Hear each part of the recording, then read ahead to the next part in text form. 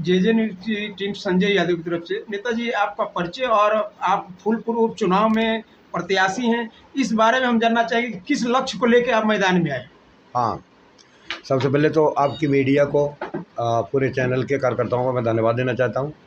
और साथ ही आपने संयुक्त किसान मोर्चे के प्रत्याशी मतलब मैं खुद भानु प्रताप सिंह का आपने कहीं न कहीं प्रचार प्रसार करने का प्रयास किया, इसके लिए आपको धन्यवाद। दूसरी बात, जहाँ तक हमारे चुनाव लड़ने की या दाखिला करने की बात है या मिशन में आने की बात है, हमारे किसान मजदूर गरीब भाई काफ़ी दिनों से भाजपा की सरकार या अन्य सरकारें भी रही हों, उसमें कहीं न कहीं गरीब आदमी परेशान ही रहा। आज भी तो बहुत ज़्यादा परेशान है।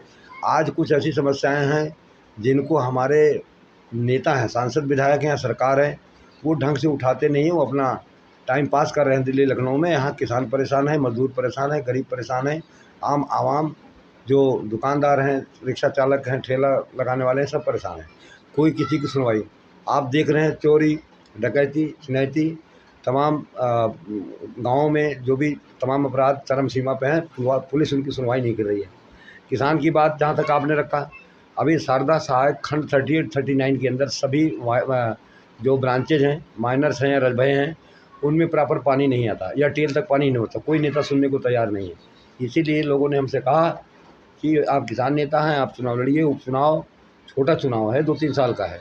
हम कोशिश करेंगे कि अपने किसी छोटे भाई किसान नेता को मौका दे करके लखनऊ भेजें, जिससे 256 नंबर सीट पर जब कभी असेंबली का सेशन चले तो वो फूलपुर की जनता की बात रखें। बाकी रही बात, आप जानते हैं फूलपुर का एरिया जो कि झूंसी से लेकर के पूरा बहरिया तक है और कहीं कहीं ककरा कुटवा तक है, पीछे इधर आपके हेटापट्टी वगैरह, ये काफ़ी इलाके में हमारे किसान भाई नीलगाय से परेशान हैं, जिसके कारण हमारे किसानों ने मटर अरहर की खेती लगभग करना बंद कर दिया है। आपका एक एजेंडा क्या है? किस एजेंडा पर काम करेंगे अगर चुनाव निकालते हैं? हाँ, तो अगर मैं चुनाव जीतता हूँ तो मैं सिर्फ किसान के, मजदूर के, गरीब के मुद्दे की बात है, वो मैं अपने इस 256 नंबर सीट पर जब मुझे 5 मिनट का मौका मिलेगा सेशन के दौरान, तो मैं अपने क्षेत्र की बात रखूँगा। खासकर बिजली की समस्या है, किसान को लगातार बिजली नहीं मिलती है, इसलिए उसको बिजली बार बार मशीन बंद होती है, खेतों में पानी नहीं आता। दूसरी बात यह है कि अब कोई खाद बीज का दाम बढ़ता जा रहा है और किसान का गेहूं का, आलू का, धान वगैरह का मूल्य कहीं न कहीं स्थिर है, कोई ज़्यादा उसमें प्रोग्रेस या डेवलपमेंट नहीं हुई है। और किसान जो भी खरीद रहा है महंगा खरीद रहा है।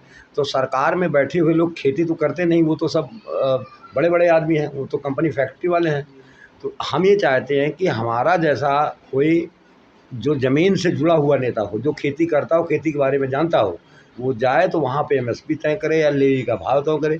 अब यहाँ ऐसे नेता दिल्ली लखनऊ में बैठे हैं, उनको पता ही नहीं कि गेहूँ कैसे होता है, चावल कैसे पैदा होता है या धान में क्या दिक्कतें हैं।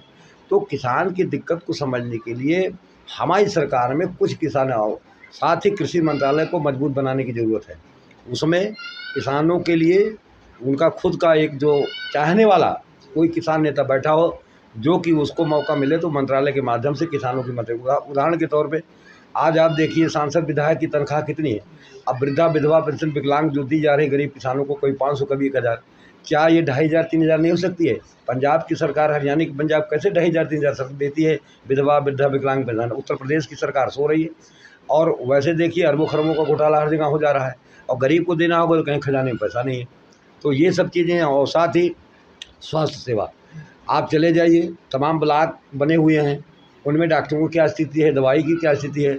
अच्छा, अभी अक्षय क्या नाम है ये जन धन के नाम पर, और जो है मोदी जी जो 5 लाख का बीमा किए हैं, उनके कार्यालय गांव में भी खुले हुए हैं, वहाँ डॉक्टर भी जा रहा है, लेकिन न कोई ठीक से नर्स हैं, न कोई दवाइयाँ हैं, न कोई रेगुलर कोई आता है, सिर्फ लूटपाट मची हुई है।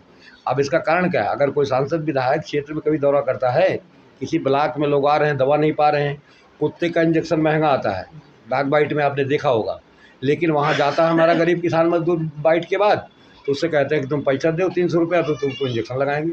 अच्छा, आपके टक्कर में किससे आपका मुकाबला है? हमारा मुकाबला कुल मिलाकर के जो अंबावता गुट है, टिकैत जी का गुट है, मिश्रा जी का गुट है, चौहान साहब का गुट है, भानु गुट इटावा है, और उसके बाद जो है यहाँ पर जो एक मिश्रा जी हैं उनका गुट है। तो सारे गुट के लोग जो है मिल करके हमने संयुक्त किसान मोर्चे में मर्ज किया है। तो सारे किसान के कम 30-40 हज़ार कार्यकर्ता फूलपुर में मेरा नामांकन 28 तारीख को क्लियर होने के बाद ये अपना झंडा डंडा उठाएंगे और हम किसान मजदूर नेता हैं, हमारे पास पैसा तो है नहीं कि हम तमाम 20 लाख की गाड़ी दौड़ा दें, टवेरा दौड़ा दें। हाँ, तो इसलिए हमारे सब किसान मजदूर जो नेता हैं, हमारे कार्यकर्ता, हमारी बहनें हैं, झंडे डंडे के साथ पूरे फूलपुर के 435 बूथों पर जा कर के हमारा झंडा गाड़ेंगे और जो हमको चुनाव चिन्ह भी मिलेगा उसका प्रचार करेंगे। अब मुझे उम्मीद है कि मैं, क्योंकि पहले से NGO भी चलाता हूँ, 14,000 लोगों के विकलांग पेंशन लगवाया, इसी तरह से 10 उसके आसपास मैंने वृद्धा पेंशन भी 60 साल भी लगवाया।